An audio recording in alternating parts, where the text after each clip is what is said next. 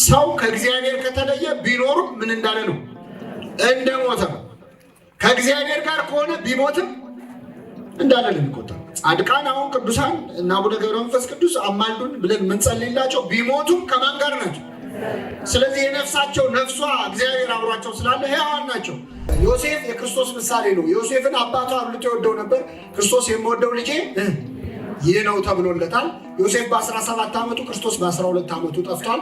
ዮሴፍ ያለመውን ሲሰማ ይህን ነገር ሁሉ በልቡ እያሰበ ይጠብቀው ነበረ ያዕቆብ። ማርያምም ይህን ነገር ሁሉ በልቧ እያሰበች እና ስታየው አማራት ይላል። ቀምሰው አይደለም ገና እንዳየችው ዕፀ በለስም አማራት።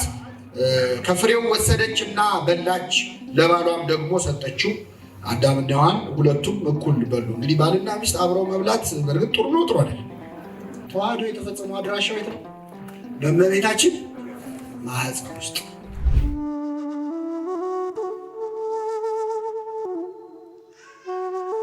ምስጢረ ሥጋዌ ወይም የአምላክ ሰው መሆን ምስጢር ከሰው ልጅ ድቀት ወይም ከሰው ልጅ መውደቅ ጋር የተያያዘ ታሪክ ነው። ሁላችንም የምናስታውሰው በዚህ በኦሪት ዘፍጥረት ምዕራፍ 3 ላይ የሚገኘው የሰው ልጅ ውድቀት ታሪክ ነው። ለአምላክ ሰው መሆን ዋነኛ ምክንያት የሆነው ሁልጊዜ የምታውቁት ታሪክ ቢሆንም እንደው ትንሽ ጠለቅ ባለ መንገድ እሱም በማየት እንጀምራለን። እንደምታውቁት ኦሪት ዘፍጥረት ምዕራፍ 1ን ስናነብ እግዚአብሔር ሰማይና ምድርን እንዴት እንደፈጠረ ተጽፏል። ፍጥረታቱን ሁሉ በ6 ቀናት ሄክሳሜሮን ወይም 6 ቀን ተብሎ በሚጠራው የሥነ ፍጥረት ዕለት እግዚአብሔር ፍጥረታትን ፈጠረ። በተለያየ መልኩ ነው የፈጠረው። በአርምሞ ወይም በዝምታ አንዳች ቃል ሳይናገር የፈጠራቸው ፍጥረታት አሉ።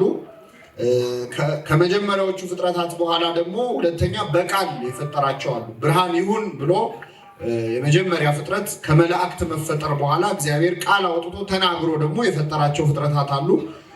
በሐልዮ የፈጠራቸው፣ በነቢብ የፈጠራቸው ወይም በመናገር፣ ሶስተኛ ደግሞ በግብር የፈጠረው ፍጥረታት እና እግዚአብሔር ሁሉንም ፍጥረታት ከፈጠረ በኋላ መጨረሻ ላይ የተፈጠረው የፍጥረት መካተቻ ወይም የፍጥረት መፈጸሚያ ማን ነው?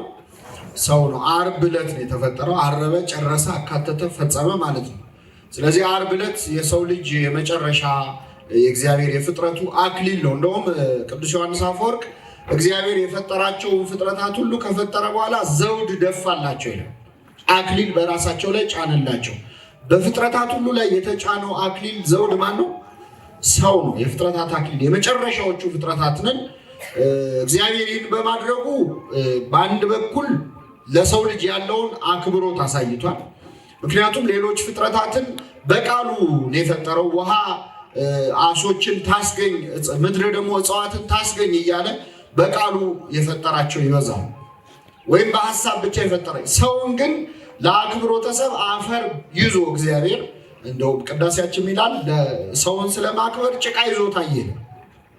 ከሌሎች ፍጥረታት በተለየ አክብሮትና ትኩረት እግዚአብሔር ከምድር አፈር በእጁ ይዞ ነስቶ የሰው ልጅ በግብር ነው የፈጠረው። አበጃጀው ነው የሚለው፣ ሰራው ነው የሚለው። ስለዚህ ይሄ ለሰው ልጅ የተሰጠውን ክብር ያሳያል። ሌሎች ፍጥረታት የተፈጠሩት በቃልና በሀሳብ ሲሆን ሰው ግን የተፈጠረው በምንድን ነው? በግብር ነው። ይሄ አንደኛው ያከበረን። ሁለተኛ እንግዳ ከመምጣቱ በፊት ቤት አሰናድተን ነው አይደል የምንጠብቀው። ቤት ውስጥ የሚበላውን የሚጠጣውን የሚያርፍበትን ካዘጋጀን በኋላ ነው እንግዳ የምንቀበለው። እግዚአብሔር አክብሮ የተቀበለው ፍጥረት ማን ነው? ሰው ነው። ሰው የሚኖርበትን መሬት አዘጋጅቶለት፣ ፀሐይ ጨረቃ የሚፈራረቁበትን ዑደት ሰርቶለት ሁሉን ነገር ካስተካከለ በኋላ መጨረሻ ላይ ነው አክብሮ የጠራው። ስለዚህ የእግዚአብሔር የክብር እንግዳ ማን ነው ማለት ነው? ሰው ነው። የተፈጠርንበት ሁኔታ አፈጣጠራችን ክብርን የሚያሳይ ነው። ሁለተኛ ደግሞ በኋላ መጠራታችን የእግዚአብሔር የክብር እንግዶች ሆነን መምጣታችን የሚያሳይ። ሌላው ለትህትናም ይረዳናል። የመጨረሻዎቹ ፍጥረታት እኛ መሆናችን የሰው ልጅ ከሁሉም ፍጥረት በኋላ የመጣ መሆኑ ደግሞ ትንሽ ለትህትና እንዲያግዘው ነው። ምክንያቱም ትንኝ እንኳን በእድሜ ከሰው ምን ትላለች? አትቀድም፣ ትቀድማለች። ሳምንትም እድሜ ነው እኮ አይደል? ስለዚህ እኛ እንደው ቀደም ብለን ተፈጥረን ቢሆን ከኛ በኋላ የመጡ ቢሆኑ ኖሮ ፍጥረታት አብረን ፈጥረናልም ለማለት ትንሽ ይቃጣን ነበር አይደል? እንዲሁም አልተቻለም።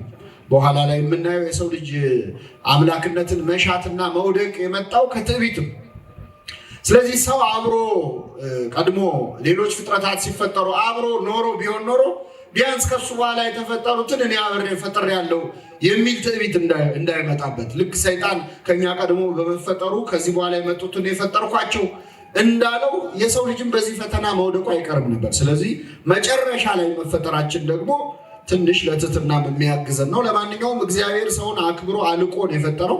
የእግዚአብሔር ዓላማ የሰው ልጅ በምድር ላይ ከፈጠረ በኋላ እንግዲህ መጽሐፈ ስነ ፍጥረት እንደሚያስተምረን ለ1000 ዓመታት ያህል በምድር ላይ እንዲቆይ ነበር። በተፈጠረበት ኤልዳ በምትባል ቀራኒዮ ተብላ አሁን በምትጠራው ማዕከለ ምድር ነው የሰው ልጅ የተፈጠረው። ከዚያ ወደ ገነት አመጣው። አዳምና ሔዋን በገነት ውስጥ እንዲቆዩ የታሰበው እንግዲህ ለ1000 ዓመት ነው። ሰው ሲፈጠር በሁለት በመዋቲነትና በኢመዋቲነት መካከል ኢንተርሚዲየት ስቴት ወይም ማዕከላዊ ኩነት ላይ ነው ሆኖ የተፈጠረው፣ በሟችነትና በህያውነት መካከል። ስለዚህ ሰው ሲፈጠር ለመሞትም ለመኖርም ፖቴንሻል ያለው ሆኖ ነው የተፈጠረው። መዋቲነትና ኢመዋቲነት መካከል አድርጎ እግዚአብሔር ፈጠረው። የእግዚአብሔር ዓላማ ምንድነው? ለ1000 ዓመታት ከቆየ በኋላ የሰው ልጅ በነፃ ፈቃዱ እግዚአብሔርን መርጦ አምላኩን መርጦ ወደ ዘላለማዊነት እንዲሸጋገር ነበር። ስለዚህ እግዚአብሔር ሰውን በዚህ ሁኔታ አክብሮ ፈጠረው። በፍጥረታት ሁሉ ገዢ ያደረገው ሰው እግዚአብሔርን ከሚመስልባቸው ብዙ ምክንያቶች አንዱ በአርአያ እግዚአብሔር ተፈጠረ የሚያሰኘው በነፍሱ ነው። ነፍሱ ምንድናት? ለባዊት ናት፣ ሕያዊት ናት፣ ነባቢት ናት። ለባዊት ናት፣ ታስባለች። ሕያዊት ናት፣ ለዘላለም ትኖራለች። ነባቢት ናት፣ ትናገራለች። ስለዚህ እግዚአብሔርን መስለን የተፈጠርነው በነፍሳችን ነበረ። ገዥነትን ሰጠን። ብዙ ተባዙ፣ ምድርን ሙሏት፣ ምን በሏትም አላችሁ ግዟትም ብሎ እግዚአብሔር ፈጠረ። ስለዚህ ገዥ አድርጎ ነው የፈጠረ። አምላክነት መለከ ገዛ ማለት ነው። የጸጋ አምላክነት ሰጥቶ እግዚአብሔር ፈጠረን ማለት። ስለዚህ በእንስሳቱ ላይ፣ በእጽዋቱ ላይ፣ በምድር ላይ ባሉ ፍጥረታት ሁሉ ላይ ገዥ አድርጎ እግዚአብሔር ፈጠረው። ግን እንደነገርኳችሁ በማዕከላዊ ኩነት ወይም መካከለኛ በሆነ ሁኔታ ላይ ነው የተፈጠረው። የሰው ልጅ መዋቲ ለመሆን ወይም ኢመዋቲ ለመሆን ሞርታልም ኢሞርታልም ለመሆን የሚችልበት ማዕከላዊ ሁኔታ ላይ ሆኖ ነው የተፈጠረው። ለ1000 ዓመታት ቆይቶ ከመረጠና እግዚአብሔርን ለማምለክ እንግዲህ አሁን ይኸውላችሁ እግዚአብሔር ስለፈጠረን አልጫነብንም። እሱን የማምለክ ግዴታ አልጫነብንም። ወደን ፈቅደን አምላክነቱን መርጠን እንድንከተለው ይፈልጋል። ምክንያቱም እግዚአብሔር የሰውን ነፃነት ምን አይነካም። ስለዚህ ነፃ ፈቃዱን ኤክሰርሳይዝ እንዲያደርግ እድል ሰጠው ማለት ነው። ይህ እድል ምንድነው? ዕፀ በለስ የተባለችን ዛፍ በገነት መካከል ማስቀመጥ ነበረ። ይህንን ዛፍ አትብላ የሚል የመጀመሪያ ሕግ እግዚአብሔር ሰጠው። እንግዲህ የመጀመሪያው አትስረቅ፣ አታመንዝር፣ አትግደል ምናምን ከመባሉ በፊት የመጀመሪያዊቱ ሕግ ጾም ናት። እሷም ዕፀ በለስን ምን አትበል ነው? አትብላ ነው። በጣም ዓላማው ምንድነው? ዕፀ በለስን እግዚአብሔር የከለከለበት ዋነኛ ዓላማ እግዚአብሔርን የማምለክ ምርጫውን እንዲያሳይ ለአዳም የተሰጠ እድል ነው። ዕፀ በለስ ያን ያህል በጣም አንገብጋቢ ጉዳይ አልነበረም። ማለት አየር ወደ ውስጥ አትሳብ ብሎ አሁን እግዚአብሔር ቢከለክለው አዳም ታፍኖ ምን ይላል?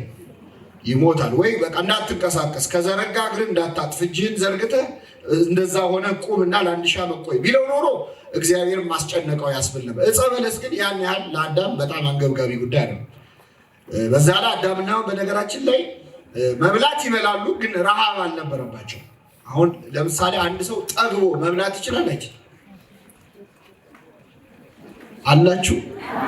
የጠገበ ሰው መብላት ይችላል አይችልም?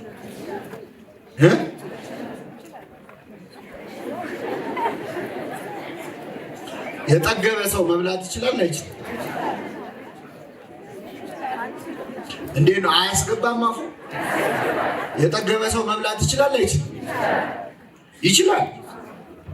አይስማማው ምናምን ሌላ ምንድነው? አንድ ሰውዬ በጣም ጠገበ አሉ። እንደው እስከ ገደፉ በላና ትንሽ አምቧ ጠጣበት አሉታ እና አይ እኔ አምቧ መጠጫ ቦታ ቢኖረኝ አንድ ሙዝ ጨምርበት ነበር አለ። ስለዚህ ሰው መብላት ይችላል አይችልም?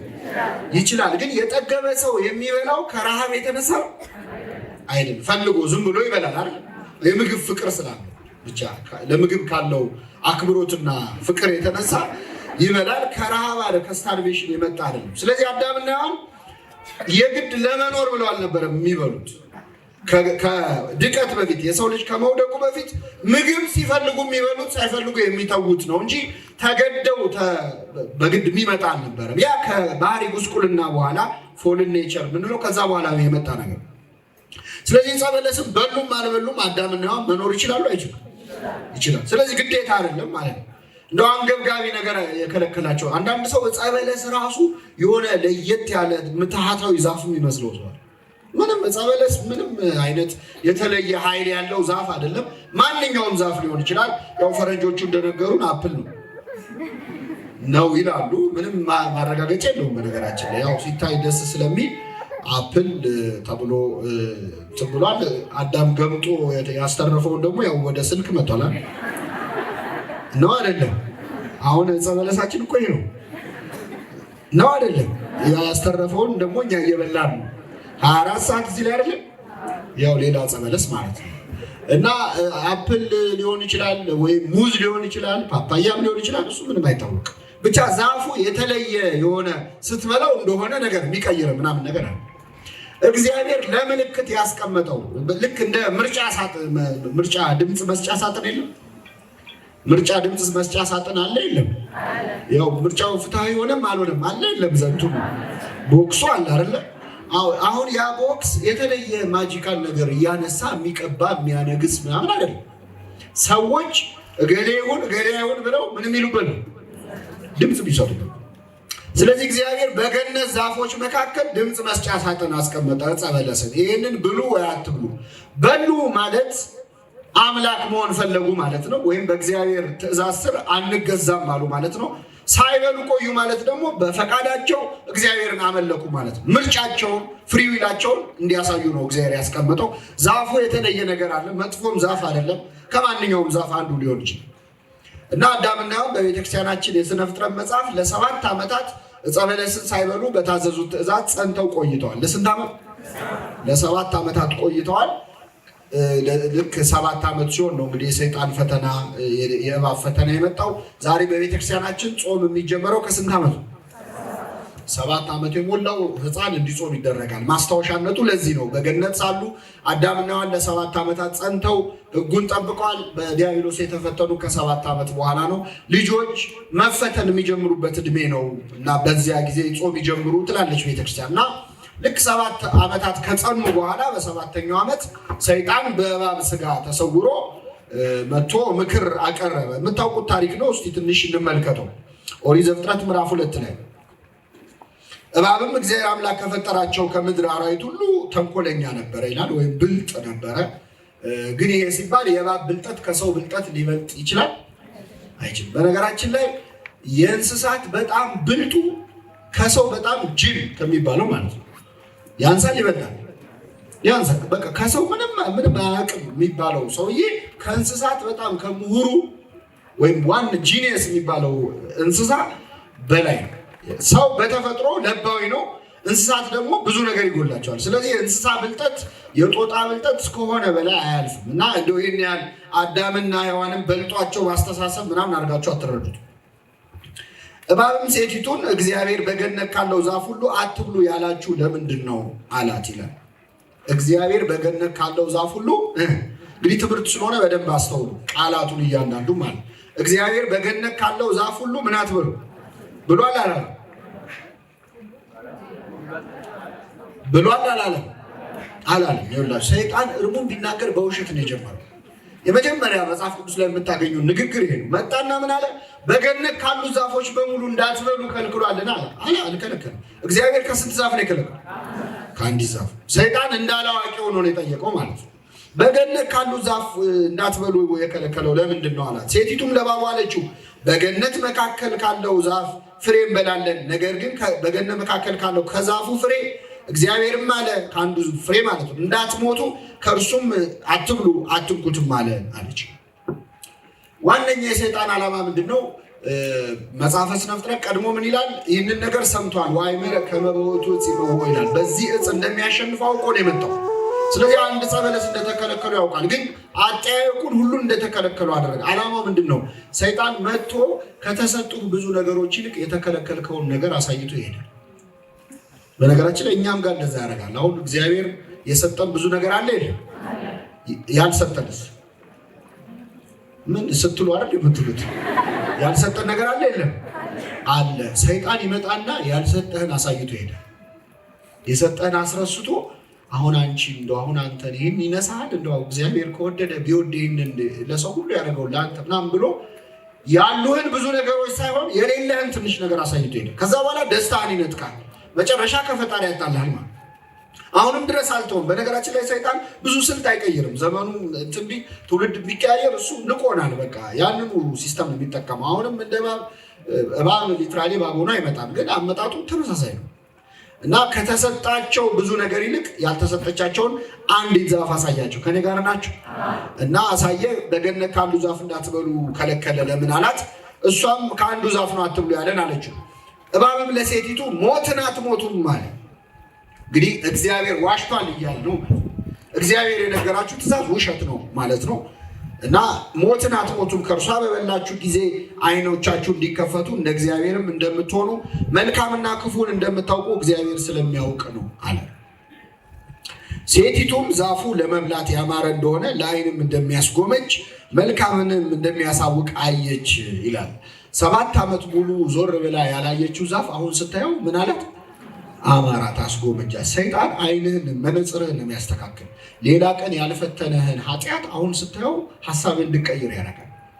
በዛ እኮ ሲያልፉ ሲያገድሙ ጸበለስን ሲያዩት ነው የኖሩት። እስከዛሬ አላስጎመጃቸውም። አሁን ግን ገና ስታየው እንዲያሳሳታል። ሰይጣን ሊጥለን ሲፈልግ ሌላ ቀን ብዙ ትኩረት ያልሰጠናቸውን ነገሮች እንድንሰጣቸው ያደርጋል። እና ስታየው አማራት ይላል። ቀምሰው አይደለም፣ ገና እንዳየችው ጸበለስም አማራት። ከፍሬው ወሰደችና በላች፣ ለባሏም ደግሞ ሰጠችው። አዳምና ሔዋን ሁለቱም እኩል በሉ። እንግዲህ ባልና ሚስት አብረው መብላት በእርግጥ ጥሩ ነው? ጥሩ አይደል? ጥሩ ነው? መጥፎ ነው? ለትዳር ጥሩ ነው። ዕፀ በለስ ሲሆን ነው እንጂ ችግሩ። ያው ባሏን አብልታ የምትወቀስ ብቸኛ ሚስት ማን ብቻ ነች? ሔዋን ነች። ና እንብላ ብላ ሰጠችው። ሁለቱም በሉ። እንደበሉ እውቀት እናውቃለን ብለው ነበረ እቅዳቸው አይደለም? የሁለቱም ዓይኖቻቸው ተከፈቱ። ዓይናቸው ሲከፈት ራቁታቸው መሆናቸውን አወቁ። እውቀት ነው ይሄ። ሰይጣን ሲጫወትብህ ማለት እንደ እግዚአብሔር ትሆናለህ ብሎ እንደ ሰው መሆን አሳጣቸው አዳምና ሔዋን። ጽድቁ ቀርቶብኝ በቅጡ በኮነነኝ ይባላል አይደል? እነሱ እንደማለመሆን ነው ዕፀ በለስን ይበሉ። እንኳን እንደ እግዚአብሔር ሊሆኑ ቀድሞ የነበራቸውን ክብራቸውን አሳጣቸው።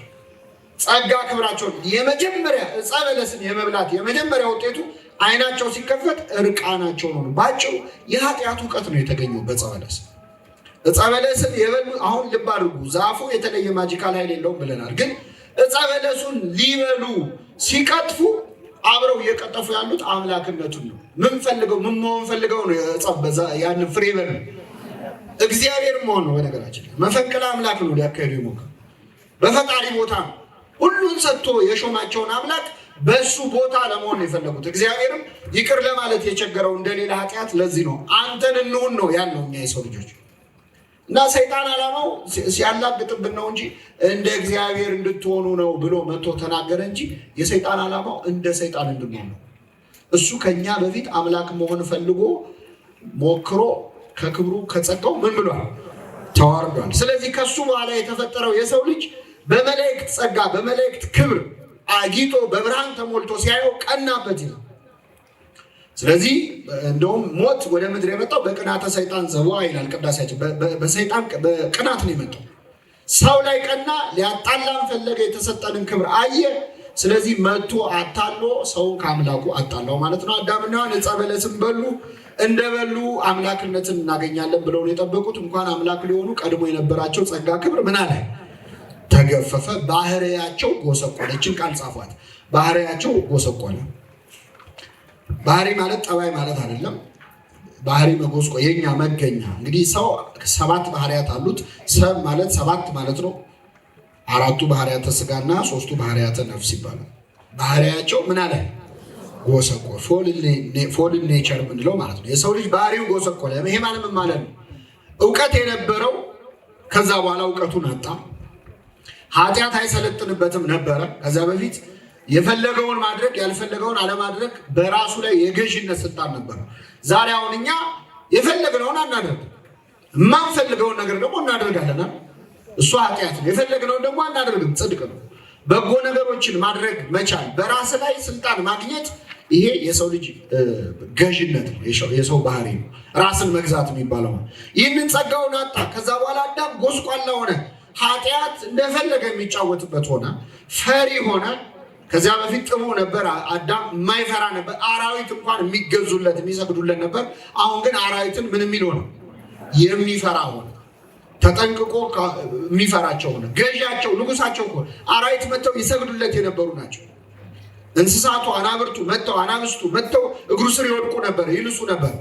ስም ሁሉ ያወጣላቸው ነበረ፣ ይሸኛቸው። ስም ማውጣት የራስ የሆነ ነገር ላይ ነው ስም የምታወጣው አይደል? ስለዚህ አዳም ከእንስሳት በላይ ነበረ፣ ገዢ ነበረ። ያን ገዢነቱን ክብሩን አጣ። ጭራሽ አራዊትን የሚፈራ ሆነ። ሰው አራዊትን ላለመፍራት ከፈለገ መመለስ ያለበት ወደ አዳማዊ ቅድስና ነው። ለምሳሌ እና አቡነ ገብረ መንፈስ ቅዱስ አይታችኋል አይደለ? ከእግራቸው በታች አናብስትና አናብርት፣ አንበሶችና ነብሮች ታያላችሁ። የሚያስፈራውን እባቡን ይይዛሉ፣ ዘንዶውን እና አቡነ አረጋዊ። ለምን? ወደ አዳማዊ ቅድስናቸው ምን ስላሉ? ስለተመለሱ።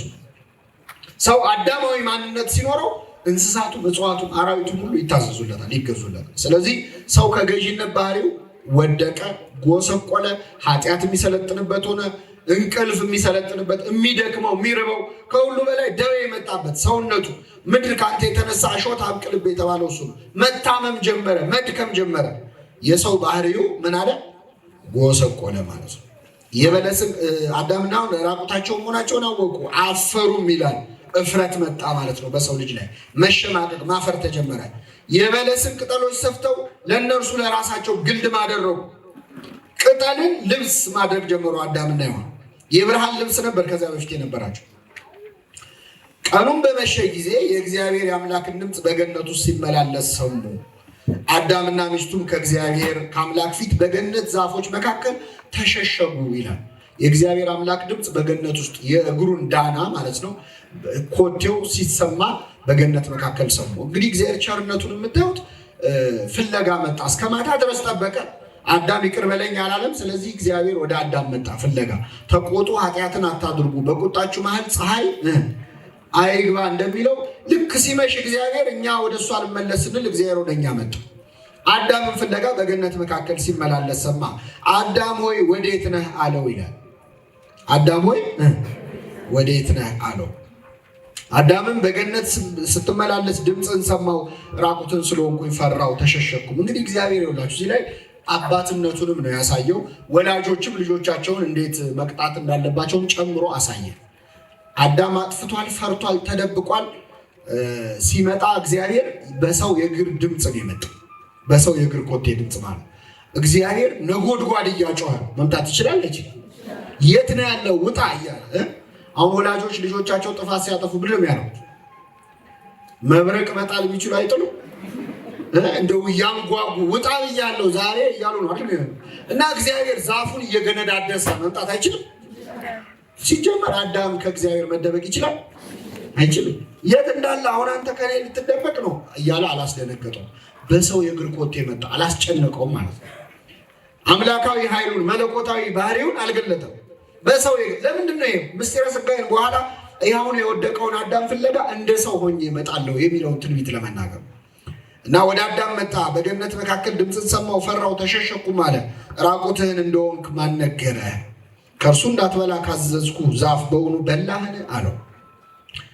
አዳምም አለ ከኔ ጋር እንድትሆን የሰጠኸኝ ሴት እርሷ ከዛፉ ሰጠችኝና በላው አለ። እግዚአብሔር አምላክም ሴቲቱም ይህን ለምን አደረግሽ አላት። ሴቲቱም እባብ አሳተኝና በላው። በጣም ይገርማል። አዳምን የመጀመሪያ ጥያቄ ጠየቀው። ራቁትን መሆንን ማን ነገረህ? አትብላ ካልኩ ዛፍ በላህን? ይህ ዛፍ የሚያሳውቅ የኃጢአት እውቀት ነው፣ እርቃንህን መሆንን ነው እና እንዴት አወቅ ብሎ ጠየቀው። አዳም እንደሚበላና እንደማይበላ እግዚአብሔር ያውቃል አያውቅም? ግን በአፉ እንዲናገር ይፈልጋል፣ እንዲያምን ማለት ነው። ተአምኖ ኃጣዊ ማለት ነው። እና ጠየቀው። ማን ነገረ? አትብላ ካልኩ ዛፍ በላህን አለው። ረዳትሁን ብለህ የሰጠኸኝ ሴት ከዛፉ ሰጠችኝና በላሁ አለ። አዳም ማንን ከሰሰ? አንደኛ ተከሳሽ ሔዋን ነች። ሁለተኛ ተከሳሽ እግዚአብሔር ነው። ይገርማቸው። ረዳትሁን ብለህ ምን ያልከኝ አንተ እሷን ባሰጠኝ እሷን ማሰጠኝ ምንም ምን አለ። ስለዚህ አንደኛ ተከሳሽ ሔዋን ሁለተኛ ማን ነው? እግዚአብሔር። ሔዋን ስትጠየቅ ደግሞ ማን አለች? እባብ። ሰው በኃጢአት ማመካኘት እንግዲህ የዛኔ ነው የተጀመረ። ይገርማቸዋል። ባል በሚስቱ ያመካኛል። እገሌ አሳተኝና በላው ይላል። ሁለተኛ በእግዚአብሔር እናሳባን። ኃጢአት ሰርተን እኮ በእግዚአብሔር እናሳባ። አታሳብ ፈጣሪ ለምን ተወኝ እንደዚህ አይነት ኃጢአት ውስጥ ገባ? ደስ ብሎን የሰራነውን እኮ በደንብ እቅድ ይዘን ፕሮግራም ይዘን የሰራነውን ኃጢአት መጨረሻ ላይ እግዚአብሔር ራሱ እንዳሰራ መክሰስ ማለት ነው። ሶስት አዳምን ከሰሰ፣ ሁለተኛ ሔዋንን ከሰሰ፣ ሁለተኛ እግዚአብሔር፣ ሶስተኛ እሷ ደግሞ ማንን ከሰሰች? እባብ አሳተኝና። እባብ አንስቶ ዕፀ በለስ አጉርሷታል። ሐሳብ ነው ያቀረበው። ሰይጣን ሐሳብ ከማቅረብ ውጭ አቅም የለውም በኃጢአታችን ላይ። በነገራችን ዕፀ በለሱን አምጥቶ ያሳያል። ጥሩ ማስታወቂያ ይሰራል። ማለት ይህን ብትበሉ ምን ትሆናላችሁ? አምላክ ትሆናላችሁ፣ ደስታ ታገኛላችሁ። ይህ ፕሮሞሽን ነው። ምንም አይነት የማስገደድ መብትም የለውም ሰይጣን ኃጢአት አሰራኝ ማለት አይቻልም። አንዳንድ አሁን ደግሞ በዘመናችን የመጣብን እንደዚህ ተጠናውቶኝ ነው ምናምን እንደዛ። ሰይጣን በዛ ደረጃ ነፃ ፈቃድን ነጥቆ ኃጢአት ማሰራት አቅም የለውም። ሐሳብ ግን ያቀርባል። ኃጢአቱን ብትሰራ ስለምታገኘው ደስታ ይነግራል። ተለክፌ ነው ኃጢአት የሰራሁት የሚባል ነገር የለም። ነፃ ፈቃድን አይነሳም በምንም ተአምር። እግዚአብሔር ለሰይጣን አሳልፎ የሰውን ነፃ ፈቃድ ምን አይልም አይሰጥ። ግን ያገብራል ማለት እንድትሰራ ይገፋፋል። ብትሰራ ታገኛለህ ይላል። እዛ ድረስ ዕፀ በለስን እንዴት በላችሁ? እባብ አሳተኝና ምን አልኩኛል? በላው አለች። ይሄ በሰይጣን የምናሳብበው ነው። እግዚአብሔር አምላክም እባቡን አለው ይህን ስላደረግ ከእንስሳት ሁሉ ከምድርም አራዊት ሁሉ ተለይተ አንተ የተረገምህ ሁን አለው። በእባብ አንጻር እየረገመ ያለው ማንን ነው? ሰይጣንን ነው። በደረትህ በሆድህ ትሄዳለህ። እባብ እግር የነበረው እንስሳ ነው። አሁን ሳይንስም አምኖበታል። በነገራችን ላይ ጉግል ብታደርጉ የእባብ እግር በጣም አጥሮ ገብቶ ፎቶዎች ታገኛላችሁ። ለምን? እባብ ትልቅ እንስሳ ነበረ። የሚያምር ቆሞ የሚሄድ አይነት እንስሳ ነበር። በሆድህ ትሄዳለህ። በሕይወት ዘመን ሁሉ አፈር ትበላለህ። በአንተና በሴቲቱ መካከል በዘርህና በዘሯ መካከል ጠላትነትን አደርጋለሁ። ሔዋንና አንተ ጠበኞች ናችሁ። የእሷ የሔዋን ልጆችና የአንተ ዘር የእባብ ዘር በሙሉ ጠላት። እባብ አንወድም። እንግዲህ ያው አንዳንድ የሚወዱ ሀገራት ሊኖሩ ይችላሉ፣ ግን በጠቅላላ የሰው ልጅ እባብ ይወዳል። ስለዚህ ጠላትነትን አደርጋለሁ። እርሱ ራስን ይቀጠቅጣል፣ አንተ ሰኮናውን ትነድፋለህ። እባብ እግራችንን ነው የሚነድፈን፣ ያው ከስር ስለሆነ እሱ ደግሞ ራስን ይቀጠቅጣል። እባብ ምኑም ጋር ቢመታ አይሞትም፣ ራሱን ከመታው ነው የሚሞተው። ስለዚህ ብልጥ ስለሆነ ዘሎ እንደውም መጀመሪያ የሚከላከለው ምኑ ነው? ራሱ ጉድጓድ ውስጥ ይቀብራል ራሱ። ስለዚህ እሱ ራስን ይቀጠቅጣል፣ አንተም ሰኮናውን ትነድፋለህ። ለሴቲቱም አላት ጭንቅሽን እጅግ አበዛለሁ፣ በጭንቅ ትወልጃለሽ፣ ከወለድሽ በኋላ ፈቃድሽ ወደ ባልሽ ይሆናል አላት። ይህ ማለት ሴት ልጅ በምጥ በስቃይ የምትወልደው ከወለደች በኋላ ሁለተኛ ትላለች። በምጡ ምክንያት አይደለም ተመልሳ ትወልዳለች። አትወልድ። ፈቃድሽ ወደ ምንሽ ይሆናል? ቢምሉ ቢገዘቱ ይመለሱበታል። ስለዚህ ከወለድሽ በኋላ ፈቃድሽ ወደ ባልሽ ይሆናል፣ እርሱም ይገዛሻል። እግዚአብሔርም አዳምን አለው የሚስትህን ቃል ሰምተሃልና ከእርሱ እንዳትበላ ካዘዝኩ ከዚያ ዛፍ በልተሃልና ምድር በአንተ የተነሳ የተረገመች ትሆናለች። በሕይወት ዘመን ሁሉ በድካም ከእርሷ ትበላለህ። ምድር ቆፍሩኝ፣ ረሱኝ፣ አጠጡኝ ውሃ አትልም ነበር። ዝም ብላ ታበቅል ነበር፣ ትሰጥ ነበር። ታብቅል ተብላ ስለተፈጠረች በላብ በወዝህ ትበላለህ፣ ጥረ ግረ ትበላለህ። እሾህና ሜኬላን ታበቅልብሃለች። የምድርን ቡቃያም ትበላለህ። ወደ ወጣህበት መሬት እስክትመለስ ድረስ በፊት ወዝ እንጀራን ትበላለህ። አፈር ነህና ወደ አፈርም ትመለሳለህ አለው። ከዛ መጨረሻ ላይ አዳምም ለሚስቱ ሔዋን ብሎ ስም አወጣ፣ የሕያዋን ሁሉ እናት ናትና። እግዚአብሔር አምላክም ለአዳምና ለሚስቱ የቁርበት ልብስ አደረጋላቸው፣ አለበሳቸውም ይላል። እንግዲህ ይህ ታሪክ ነው። ሁላችሁም ከልጅነት እስከ እውቀት ስትሰሙት የኖራችሁት ስለሆነ ለመተረክ አይደለም። ግን ምስጢረ ሥጋዌ ዋነኛ ምክንያቱ ይሄ ነው። ይህ በመሆኑ ምክንያት የሰው ልጅ በጣም ብዙ ጸጋ አጣ። አንደኛ ባህሪው ምን አለ ብለናል? ጎሰቆለ፣ ከፈጣሪው ጋር ተጣላ። እግዚአብሔር አስቀድሞ ዕፀ በለስን በበላችሁ ጊዜ የሞት ሞትን ምን ትላላችሁ? አዳምና እንደበሉ ሞቱ አልሞቱ? አታስተውሉም ማለት ነው። ልክ እንደበሉ ሞቱ አይደል? ወደቁ እዛው ክንቱ ብለው ወደቁ አልወደቁ? በበላህ ቀን ሞትን ምን ትላለህ? የበሉ ቀን ሞቱ አልሞቱ? ወዲያው ቀበራቸው አይደል? እግዚአብሔር ዕፀ በለስን ሲበሉ ዘው ወደቁ፣ አንስቶ ቀበራቸው። እስመ ሞታ ለነፍስ ርኢቅ በእግዚአብሔር፣ የነፍስ ሞቷ ከእግዚአብሔር መለየት ነው። የነፍሳችን ነፍሷ በሉ እስኪ እግዚአብሔር ነው። የነፍሳችን ህይወት እሱ ነው። ሰው ከእግዚአብሔር ከተለየ ቢኖርም ምን እንዳለ ነው? እንደሞተ ነው። ከእግዚአብሔር ጋር ከሆነ ቢሞትም እንዳለ ነው የሚቆጠረው። ጻድቃን አሁን ቅዱሳን እና አቡነ ገብረ መንፈስ ቅዱስ አማልዱን ብለን የምንጸልይላቸው ቢሞቱም ከማን ጋር ናቸው? ስለዚህ የነፍሳቸው ነፍሷ እግዚአብሔር አብሯቸው ስላለ ሕያዋን ናቸው። ኃጢአተኛ ሰው ግን ምድር ላይ ቢኖርም ምን እንዳለ ነው? እንደሞተ። ስለዚህ ትልቁ ወዲያው በበላችሁ ቀን ትሞታላችሁ የተባሉት ሞት ምንድነው? ልክ እንደበሉ ጸጋ ክብራቸው ታጣ። ከሁሉ በላይ የነፍሳቸውን ነፍስ እግዚአብሔርን አጡት። ስለዚህ ሰው ከዛ እግዚአብሔር ከተለዩ ምንም ነው። ሰው የፈጠረለት እሱ ብሎ አይደለም። ልብ ብላችሁ ከሆነ ሰው ማን ነው? እግዚአብሔር ምድርን እጽዋትን ታብቅል አለ። ምድር አበቀለች። እጽዋት የተገኙት ከምንድን ነው? ከምድር ነው። ባህርን አሳ ታውጣ አለ። አሶችን አወጣች። አሶች የተገኙት ከባህር ነው። አሳ ከባህር ሲወጣ ይወጣል? ይሞታል። ዛፍ ደግሞ ከመሬት ሲነቀል ይወጣል? ይሞታል። እኛ ግን የተፈጠርነው ከማን ነው? ከእግዚአብሔር። እኛም ከሱ ስንል ህይወት የለም። ልክ ባህር ከውሃ አሳ ከባህር ሲወጣ ህይወት እንደሌለው እጽዋት ከምድር ሲነቀሉ ህይወት እንደሚያጡ እኛም ከእግዚአብሔር ስንጣላ ህይወት የለም።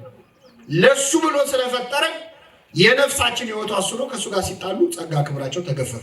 ከዛ በኋላ ሁሉም ተነሳባቸው። እንስሳቱም አራዊቱ ሲሰግዱልን እንዳልነበር ያሳድዱን ጀመር። እኛም እነሱን ሸሽተን መኖር ጀመርን። እሑድ እየሄድን ልጆቻችንን እናስጎበኛለን። አራዊት አይደለ ፎቶ እንነሳለን። ተለያይተን እኮ ነው። አይገርማችሁ? ድሮ እኮ በጣም ወዳጆች ነበረ። አሁን ተፈራርተን፣ ያውም እግዚአብሔር ቸርነቱ ነው። አይምሯችን ከነሱ ባይበልጥ ኖሮ እኮ በጉልበትና በጥፍር ቢሆን ኖሮ ያጥፉናል አይደል? ግን ደግሞ ከነሱ የተሻለ አይምሮ ስለሰጠን እነሱን የሆነ ቦታ አስረን እኛ በሰላም እየኖርን ነው። ይሄም ራሱ ሰው በተፈጥሮ ከእንስሳ ከአራዊት በመብለጡ ምክንያት የተገኘ እና የሰው ልጅ ከዚህ በኋላ ከእግዚአብሔር ተጣላ፣ ባህሪው ጎሰቆለ። ከሁሉ በላይ ደግሞ ሁሉ ነገር ያመፀበት፣ ፍጥረቱም አመፀበት። ከፈጣሪ ስትጣላ የፈጠረው የሚያመፅብሃል። ምድርም አላበቅል አለችው። ላብን ወዝን ካላገኘች አታፈራም። እና ምድር የጉስቁልና ምድረ ፋይድ ወይም የመከራ ዓለም ሆነች ማለት ነው። ይህ የጨለማ ዘመን ሆነ። እንደው በጣም ለማሳጠር ነው። አዳም ብዙ ሞክሯል፣ አልቅሷል፣ ንስሐ ገብቷል። በነገራችን ላይ አዳምና ሰይጣንን የሚለየው ነው። ኃጢአታችን አንድ አይነት ነው። ሰይጣንም የሰራው እኛም የሰራ ነው አንድ ነው። ሰይጣንም መሆን የፈለገው ምን መሆን ነው? እኛስ የፈለገው አምላክ መሆን። የሁለታችንም አንድ አይነት ነው። ታዲያ እኛን ሰው ሆኖ አምላክ እንዳዳነ ለምንድን ነው ሰይጣንን መልአክ ሆኖ ያላዳነው? ሰው ንስሐ ገብቷል። አዳም ግን ንስሐ አልገባም። ሰይጣን በአመፁ ነው የቀጠለው። አዳም ግን ወዲያው ነው ንስሐ የገባው።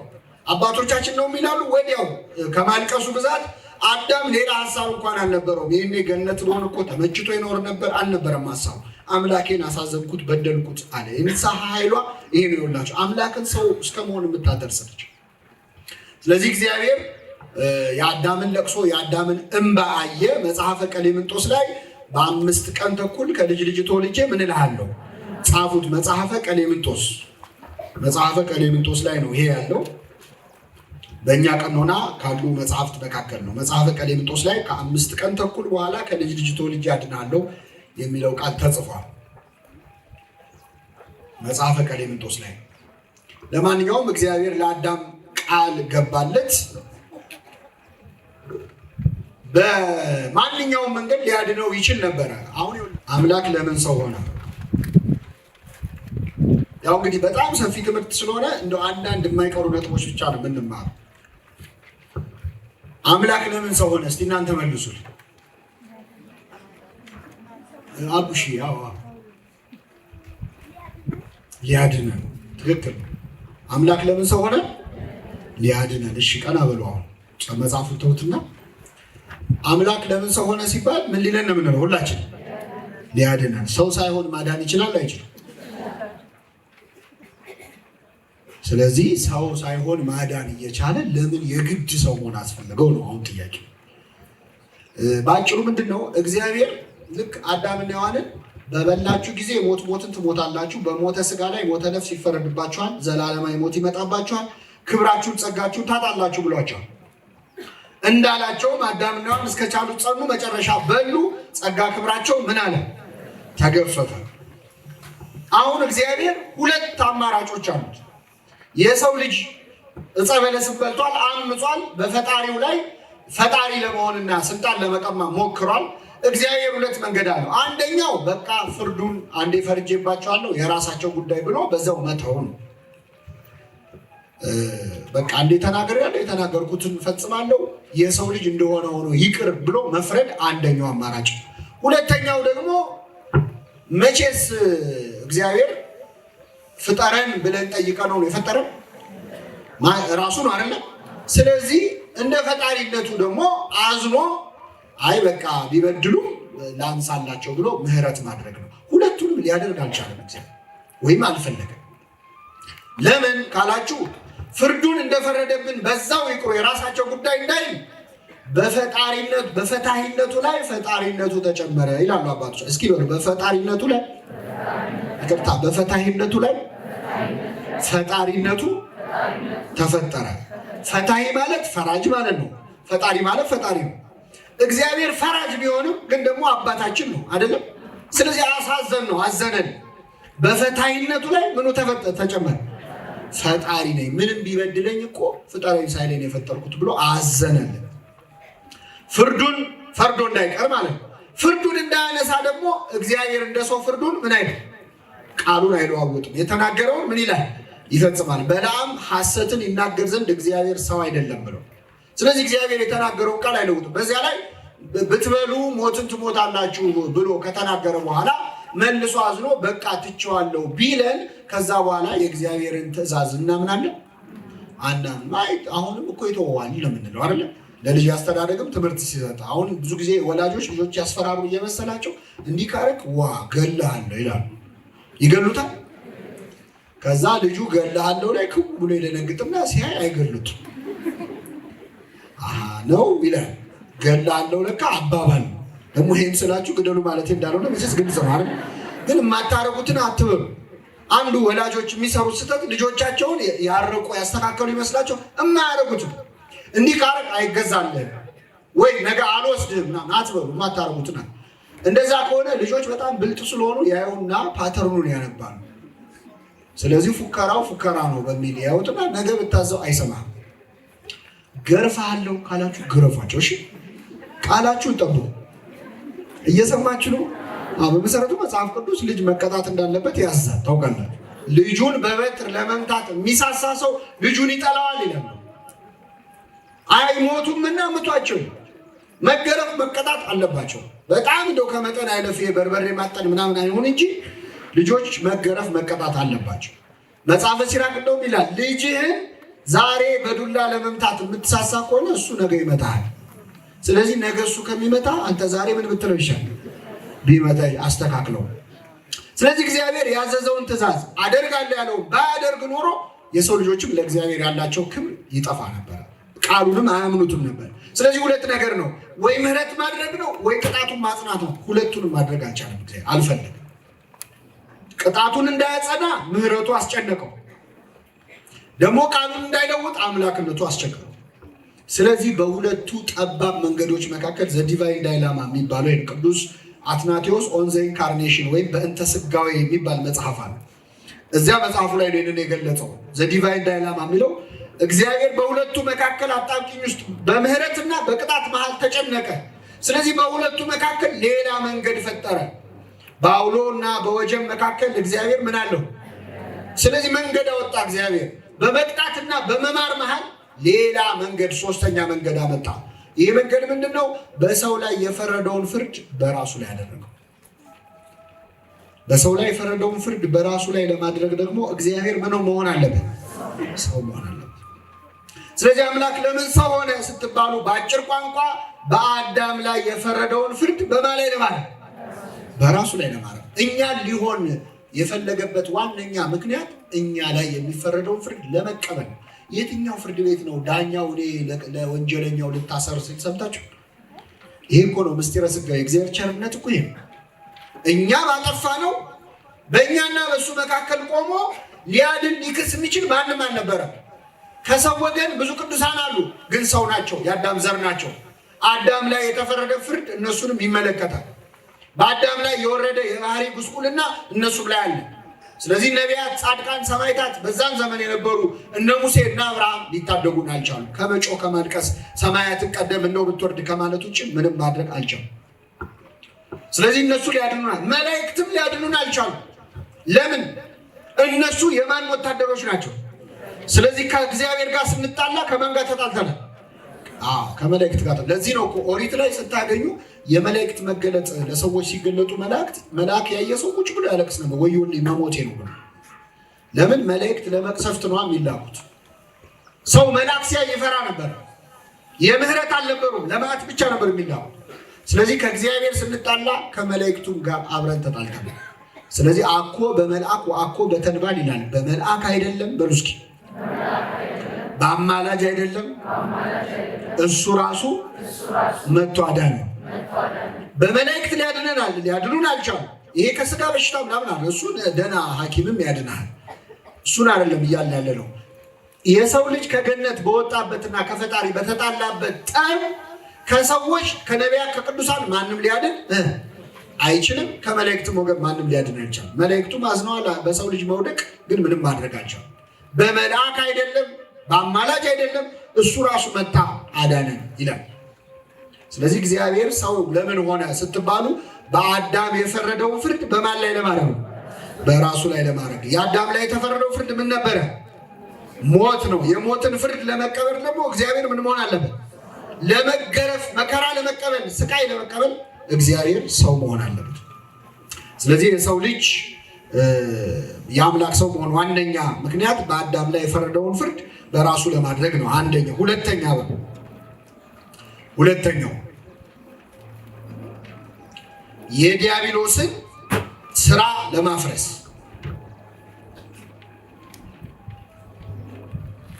የዲያብሎስን ስራ ለማፍረስ አስተርአየ ወልደ እግዚአብሔር ከመ ይስዓር ግብሮ ለጋኔን። አንደኛ ዮሐንስ ምዕራፍ 3 ከቁጥር 9። አንደኛ ዮሐንስ ምዕራፍ 3 ከቁጥር 9 የዲያብሎስን ስራ እንዲያፈርስ የእግዚአብሔር ልጅ ተገለጠ ይላል። የማንን ስራ እንዲያፈርስ? የዲያብሎስን ስራ። ምንድን ነው የዲያብሎስ ስራ ካላችሁ፣ እዛ ገነት ውስጥ የሰራልን ስራ ነው። ቅድም አላየ ነው። ምንድን ነው የሰራልን ስራ? ዕፀ በለስን ብሉ ብሎ ሀሳብ አቅርቧል አይደል? እንዴት ነው ያቀረበው? እኔ ሰይጣን ነኝ ልፈትናችሁ ነው የመጣው ብሎ ነው። በምን ተሰውሮ? በእባብ ተሰውሮ አዛኝ ሆኖ። እግዚአብሔር እኮ እውቀት ምን እንዳትሉ እንዳታውቁ ብሎ ነው። በነገራችን ላይ ሰይጣን አሁንም እኛንም እንደዛ ነው የሚፈትነው። በነገራችን እባብ ሆኖ ባይሆንም ጅል አይደለም መቼስ። እኛ እባብ ስናይ ሰይጣን ነው ብለን መገመታችን እንደማይቀር ስለሚያውቅ ያሻሽላቸዋል። ተዋንያኑን ይቀይራል፣ ግን ስክሪፕቱ አንድ አይነት ነገር ናቸው። አሁን አንድን ወጣት ሊፈትነው ከፈለገ ሰይጣን ይመጣና እስከዛሬ ድረስ ምንም አታውቅም ይላል።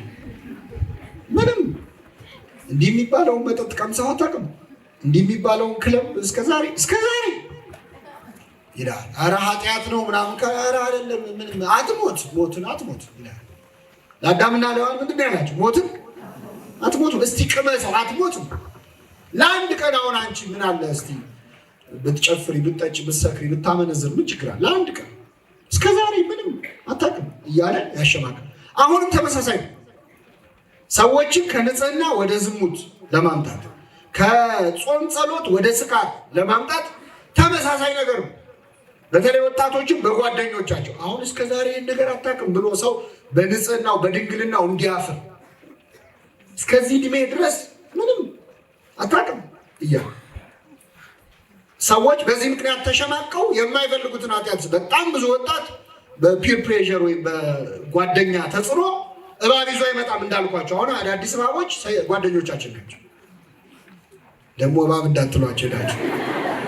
ግን ምንድነው በቃ መጥቶ እስከዛሬ እያለ አይ አላውቅም ከመባል ይሻላል ብለን የገባንባቸው ኃጢአቶች እኮ በሌላው ላለመናቅ ማለት እና ያሰራን ካሰራ በኋላ ጸጋ ክብርን ደግሞ ስታጣ የሚመጣው መሸማቀቅ፣ ክፋት፣ ባህሪ መጎስቆል ማለት ተመሳሳይ ነገር ነው ዲያብሎስ የሚያደርገው። ለማንኛውም አዳምና ሔዋን መካከል መጣ፣ በእባብ ስጋ ተሰወረ፣ ሔዋንን አናገራት። የሔዋን የመጀመሪያ ስህተት ብቻዋን መሆኗ ነው። ከባሏ ጋር ልትሆን ሲገባ ብቻዋን መሆኗ ፈተና መጣባት፣ ጥያቄ መጣ፣ ቃለ ምልልስ መጣ። የእባብን ቃል አመነች። ያንን ያለውን አምና ሁሉም ከሰጣት አምላክ ይልቅ ምንም ያልሰጣትን እባብ አመነች። መጨረሻ ላይ ክብራቸውን ጸጋቸው። ስለዚህ ይሄ የዲያብሎስ ስራ ነው፣ እኛን ከገነት ያስወጣበት ነው። እኛን ከገነት ባስወጣበት መንገድ ነው ክርስቶስ እኛን ወደ ገነት የመለሰን፣ ወደ ነበርንበት የመለሰን በተመሳሳይ ሁኔታ ይገርማቸዋል። ስለዚህ የዲያብሎስን ስራ ያፈርስ ዘንድ አለ ቅዱስ ዮሐንስ የእግዚአብሔር ልጅ ምን አለ? ተገለጠ። ዲያብሎስ ስራውን የጀመረው ምን በማድረግ ነው? እኛን ከገነት ለማስወጣት። ከመላእክት ከወደቁ መላእክት አንዱ ነው። ልብ አድርጉ፣ ብርሃናዊ መልአክ የነበረ ነው። እሱ በእባብ ስጋ ውስጥ ተሰውሮ ከአንዲት ወጣት ወይም ሔዋን ከምትባል ጋር ንግግር ጀመረ። እግዚአብሔር ድጋሚ ወደ ገነት ሊመልሰን ሲፈልግም አንድ መልእክተኛ ልኮ ከአንዲት ወጣት ሴት ጋር ንግግር ጀመረ። ማናት? እመቤታችን። ወደ ሔዋን መጥቶ አክብሮ እንደተናገረ እባብ ሰይጣን ማነው? ቅዱስ ገብርኤልም አክብሮ ነው ያናገራት። ጸጋን የተሞላሽ ምን ይበልሽ። ግን ከሁለቱ ልዩነቱ ይህችኛይቱ ሔዋን በጣም ጥያቄዋ በጣም አስቸጋሪ ነው። ያችኛዋ የተነገራትን ነው የምታምነው። ከገነት ካሉ ዛፎች ሁሉ እንዳትበሉ እኮ የከለከላቸው አምላክ እንዳትሆኑ ፈልጎ ነው ብሎ ሲጠይቃት እንዴት ብላ እንኳን አልጠየቀችም። ሔዋን በጣም የዋህ ነበረች፣ ከየዋህም ሞኝ ነበረች። እንዴ ቅጠል ተበልቶ አምላክ ይኮናል እንዴ? እስቲ አንተ ምን ነው በልታ አልሆንክም አይባል? ደግሞ ቅጠል ተበልቶ አምላክ መሆን ቢቻል መጀመሪያ የሚበላው ማን ነው? ሰይጣን ነው። እንደው ሰው ብቻ ላይ የሚሰራ ነገር እንኳን ቢሆን ሰይጣን መጥቶ ለኛ ይነግረናል?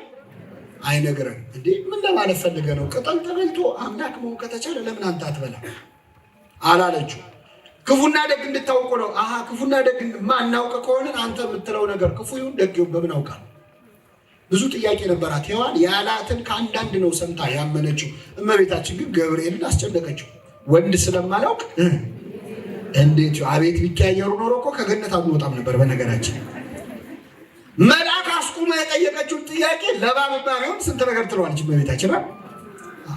ከአንዳንድ ነው ያመነች። እመቤታችን ግን ብርሃናዊም መልአክ ገብርኤልን አቁሞ ጥያቄ አይገርማችሁ? ቅዱስ ገብርኤል እኮ ነው አሁን ይሄኛው ያ ብርሃናዊው ባቢሎን እሳት ውስጥ ገብቶ ምንም ያልሆነው ገብርኤል ለአንዲት የ15 ዓመት ልጅ እያበራ መጥቶ ትወልጃለች ሲላት እንደው ምንም እኮ አላለች። እንዴት ይሆናል? በጣም ይገርም እኮ ነው። ሔዋን ጠይቃ ቢሆን ኖሮ የእመቤታችንን ጥያቄዎች ከገነት አንወጣም። ሔዋን ግን አመነች።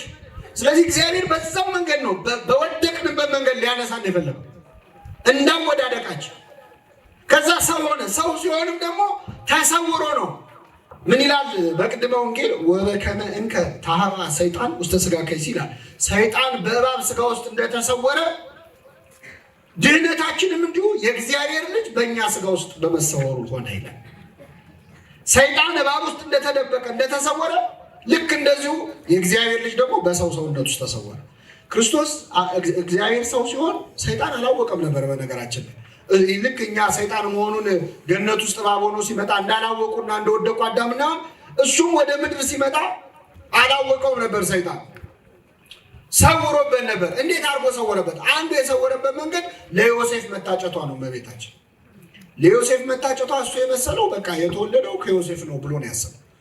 እና አንድ ቅዱስ ነው የተወለደው፣ አንድ ነቢይ ነው የተወለደው ነው እንጂ አምላክ ሰው ይሆናል የሚል ግምት በትዕቢተኛው ሰይጣን ውስጥ ሊኖር አይችልም። ትዕቢተኛ ስለሆነ በዛ ደረጃ እግዚአብሔር ራሱን ያዋርዳል ብሎ አልገመትም። አሁንም ድረስ እኮ የአምላክ ሰው ሆነ ስንል ሰዎች እንዴት የሚሉ ሰዎች አሉ የሉም? ስታስቡት እስቲ አምላክ እንደኛው ምድር ላይ ሁሉን ማድረግ እግዚአብሔር ይችላል አይችልም? አንድ ንጉሥ ይገርማቸዋል። እግዚአብሔርን አምናለሁ ይላል፣ በአምላክነቱ አምናለሁ። ከኔ ጋር ናችሁ? ደከማችሁ? እና እግዚአብሔርን አምናለሁ፣ ሁሉ ነገር አምናለሁ፣ ግን አምላክ ሰው ነው የምትሉት ነገር እኔ ብዙ አይዋጥልኝም ይላል። በኋላ አንድ የበቁ አባት ናቸው መጥተው ቤቱ ያናግሩታል። እና ሲያናግሩት እኔ ሁሉን አምናለሁ፣ ግን ይሄ አምላክ ሰው ሆነ የምትሉት ነገር ብዙም አይዋጥልኝም እያለ ቤተ መንግስት ውስጥ አብረው ይዞራሉ እየጎበኙ ማለት ነው። እና ከዛ ከኋላ የንጉሱ ደንገጡ ልጅ ታቀፋ ትከተላለች። ከዛ የማን ነው ልጅ አሉኝ አባት። ተቀበሉና ግንባሩን ሳሙት። የኔ ልጅ ነው አለ። እሺ አሉና ወንዝ ውስጥ ጨመሩት ህፃኑን ማለት ነው። እየሰማችሁ ምን ውስጥ? ከዛ ንጉሱ ጮኸ። ምን ሆነው ነው አለ። ልጁ እየሰመጠ ነው። ዘሎ ዘውዱን የካባውን ወርውሮ ዘሎ ገብቶ ዋይቶ ልጁን ይዞት ወጣ። ልጁ ሞቷል። ከዛ እኛ አባት ጸለዩና ከሞት አስነሱት። ብቃት ነበራቸው፣ አስነሱት። ከዛ ተረጋጋ ሰውየው። ምን ሆነው ነው ብሎ ሲጠይቃቸው አንተ ንጉስ ነህ፣ እዚህ ቆሻሻ ወንዝ ውስጥ ለምንድን ነው ዘለ የገባው አሉት። ክብርህን አታውቅም እንዴ? እንዴት ዘለ ወርደ እዚህ ቆሻሻ ውስጥ ገባ? ለምን ገባ? ታዲያ እግዚአብሔር ሰውን ለማዳን ሰው ሆነ ስትባል ለምን አታምንም ማለት ነው።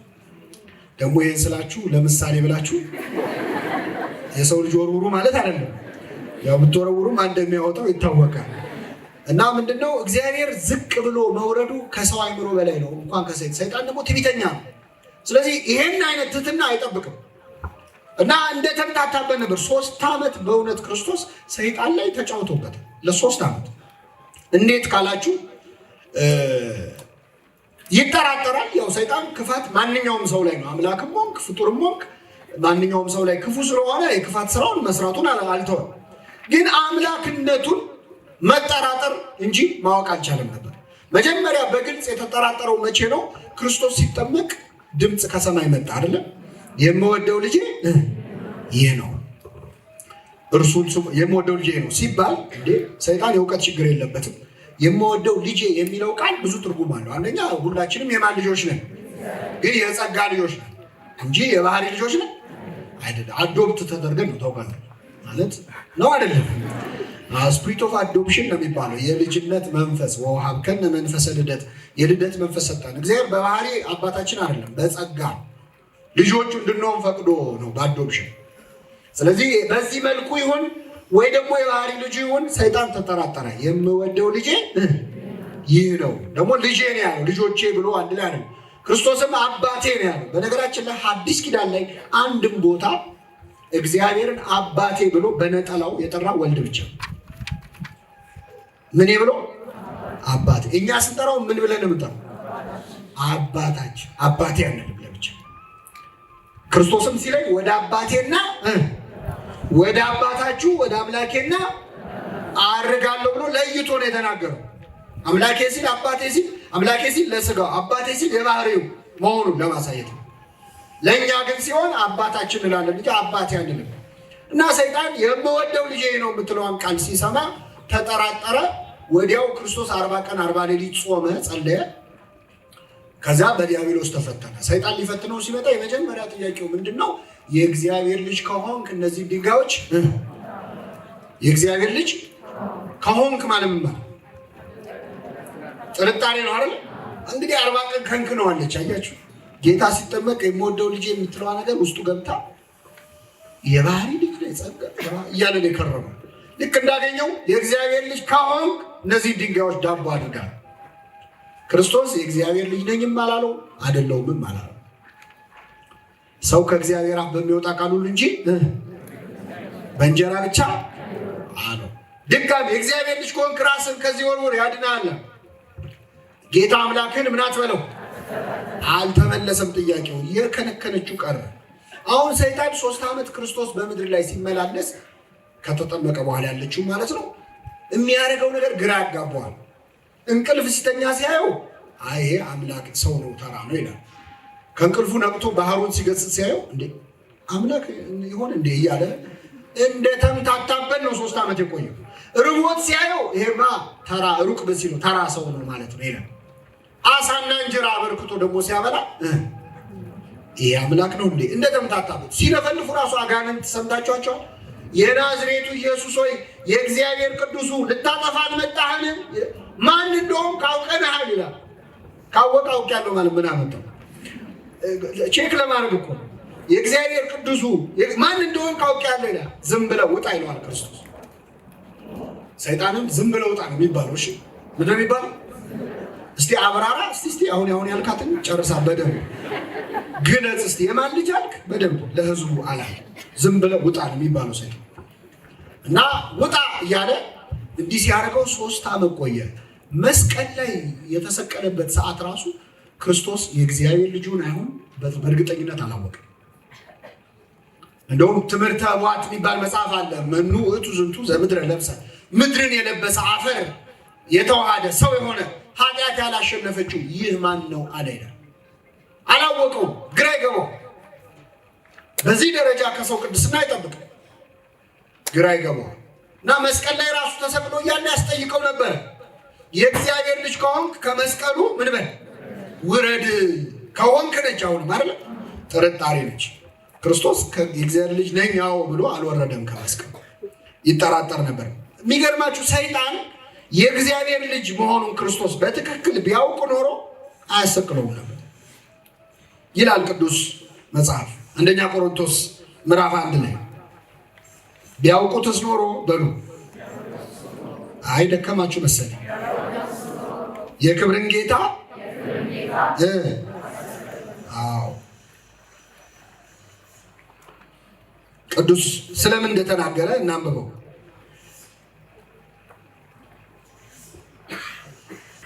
ከፍ ብዬ ላንብብላችሁ። ነገር ግን እግዚአብሔር አስቀድሞ ከዘመናት በፊት ለክብራችን የወሰነውን ተሰውሮም የነበረውን የእግዚአብሔርን ጥበብ በምስጢር እንናገራለን ይላል። የማንን ጥበብ? በምን እንናገራለን? ምስጢረ ሥጋዌን ማለት ነው። ተሰውሮ የነበረውን ምስጢረ ሥጋዌ በስውር እንናገራለን። ለክብራችን የወሰነው እኛን ወደ ቀደመ ክብራችን ለመመለስ የወሰነውን እኛን የማዳንን ምስጢሩን በምስጢር እንናገራለን ይልና ከዚህ ዓለም ገዢዎች አንዱ እንኳን ይህን ጥበብ አላወቀም ይላል። ከዚህ ዓለም ምኖች? ከዚህ ዓለም ገዢዎች የተባሉ እነማን ናቸው? አጋንንት ናቸው። በምን አወቅም? ክርስቶስ ዮሐንስ ወንጌል ላይ የዚህ ዓለም ገዢ በእኔ ላይ አንዳች አያገኝም ይላል። የዚህ ዓለም ገዢ ወደ ምድር ተጥሏል ይላል። ዲያብሎስ ነው የዚህ ዓለም ገዢ። አጋንንት ናቸው የዚህ ዓለም ገዢዎች። ዓለም ገዢ ስላደረገቻቸው ነው።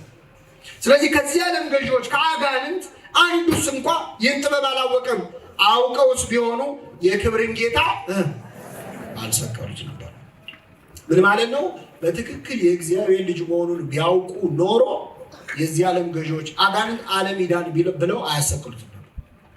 እና ተሰቀለ። መስቀል ላይ ያለ ደግሞ አንድ ቃል ተናገረ፣ የበለጠ ግራ የሚያጋባ አምላኬ አምላኬ ነጽረኒ ወለምን ታደገኒ፣ አምላኬ አምላኬ ለምን ታውከኝ ሲል ሰሙ እና አይሁድ ኤሎሄ ኤሎሄ ላማ ሰበቅታኒ ሲል ያው ትንሽ ርቀት ስላለው ተሰቅሎ ኤሎሄ ምትለው ኤልያስ ያለ መሰላቸው እና ኤልያስን እየጠራ ነው እስቲ መጥቶ እንደሚያድነው እናያለን ይላሉ። ያው ያልሰማ ጆሮ ከጎረቤት ያጣላል አይደል? ስለዚህ እነሱ ከስሮ ነው ይላል። ሰይጣን ግን የጆሮ ችግር ስለሌለበት አምላኬ አምላኬ መዝሙረ ዳዊት መዝሙር 21 ነው ክርስቶስ የጮኸው ሲል ሲሰማው አይኔ ይህን ሁሉ መከራዬን የማየው ፈጣሪውን ፍጡር ይሆን አምላኪውን እያልኩኝ ነው፣ ለካ ተራ ሰው ነው ብሎ የሌሎች ሰዎችን ነፍስ መጥቶ መንጭቆ ነበር የሚወስደው። በተለይ በብሉይ ኪዳን ሰይጣን ስልጣን ነበር የሰው ነፍስ ለማሰቃየት የኔ ናት ብሎ ማለት። ስለዚህ መጥቶ የክርስቶስን ነፍስ መንጭቆ ወስዶ ሲሆን ሊወረውር ወደ መስቀሉ ሲጠጋ እዛው መስቀል ላይ አሰረው። ቅዱስ ጳውሎስ ቆላሲስ መልእክቱ ላይ በመስቀሉ ጠርቆ ያለው ማለት ነው። በመስቀሉ ምን ብሎ ጠርቆ ማለት ነው? ማለት ጥፍልቅ አርጎ አስሮ ማለት ነው አይደል? በእሳት ዛንጅር በነፋስ አውታር ይላሉ ሊቃውንት። እዛው መስቀል ላይ አሰረው ወደሱ ሲቀርብ ማለት ነው። እዛው መስቀል ላይ አሰረውና በሲኦል ያሉ ነፍሳትን ነፃ አወጣቸው። ስሙ የተመሰገነ ይሁን። በመስቀሉ ጠርቆ ከመንገድ አስወግዶታል ማለት እዛው መስቀል ላይ አሰረውና ከሲኦል መንገድ አስወገደው። በነፍሱ ግን ሲኦል ወርዶ በሲኦል ያሉትን ነፍስ ነፃ አወጣቸው። ማቴዎስ ወንጌል ምዕራፍ 12 ላይ ቀድሞ ክርስቶስ ተናግሮ ነበር። ሰው አስቀድሞ ኃይለኛውን ሳያስር የኃይለኛውን ቤት ሊዘርፍ ይችላል ይላል። ሰው አስቀድሞ ኃይለኛውን ምን ሳይ ኃይለኛ የተባለ ዲያብሎስ ነው። የኃይለኛው ቤት የተባለ ምንድን ነው? ሲኦል ነው። ኃይለኛውን ዲያብሎስ መስቀል ላይ አስሮ በሲኦል ያሉ ነፍሳትን ነፃ አወጣቸው። ወጥመድ አባቶቻችን በመቃጥን ይመስሉታል። አሳ አጥማጆች የሚጠቀሙት ነገር አለ። ቅድም ክርስቶስ አምላኬ አምላኬ ለምን ተውከኝ ያለው መዝሙረ ዳዊት መዝሙር ስንት ነው ብያቸው? 21ን ስታነቡት አምላኬ አምላኬ ነጽረኒ ወለምን ታደገኒ፣ አምላኬ አምላኬ ለምን ተውከኝ ብሎ ይጀምራል። ወረድ ሲል አንሰ እፄው አኮሰም፣ እኔ ግን ትለኝ በሉ እስኪ ሰውም አይደለሁም እኔ ግን ምንድን ነኝ? እንግዲህ አምላኬ አምላኬ ለምን ተውከኝ ዳዊት ነው የሚለው፣ ግን ትርጉሙ ለክርስቶስ ነው። አምላኬ አምላኬ ለምን ተውከኝ እንዳለ ላንብብላችሁ። መዝሙር ስንት አልኳችሁ? በጣም የሚያሳዝን ነው። በክርስቶስ አድርጋችሁ ስታስቡት በጣም ልብ የሚነካ ምዕራፍ ነው። በዳዊት እንደውም ሲሆን ብዙ የሚመጣ ነገር የለውም። አምላኬ አምላኬ ተመልከተኝ ለምን ተውከኝ። ያው ግዕዙን ቆንጆ አድርገው ነው የተረጎሙት። አዲሱ የመጽሐፍ ቅዱስ ትርጉም እንዳለን የመጣው አምላኬ በቀን ወደ አንተ ጮኻለሁ አልሰማኸኝም፣ በሌሊትም በፊትህ አላሰብከኝም። በእስራኤል የተመሰገንክ አንተ በቅዱሳንህ ትኖራለህ። አንተ ለአብ ነው ወልድ እየተናገረ ያለው። አንተ ተመስግነህ በመለኮታዊ ክብር ትኖራለህ። እኔ ግን እዚህ መከራ እየተቀበልኩ ነው። አባቶቻችን አንተን አመኑ አንተም አዳንካቸው። ወደ አንተ ጮሁ ዳኑም፣ አንተን አመኑ አላፈሩም ይልና እኔ ግን ትል ነኝ ሰውም አይደለሁም፣ በሰው ዘንድ የተናቁ በሕዝብም ዘንድ የተዋረድኩ ነኝ። ወረድ ስትሉ አጥንቶቼ የተለያዩ፣ ልቤ እንደ ሰም ሆነ፣ እጆቼና እግሮቼን ቸነከሩኝ እያለ የክርስቶስን የዕለተ ዓርብ መከራ ነው የሚናገረው።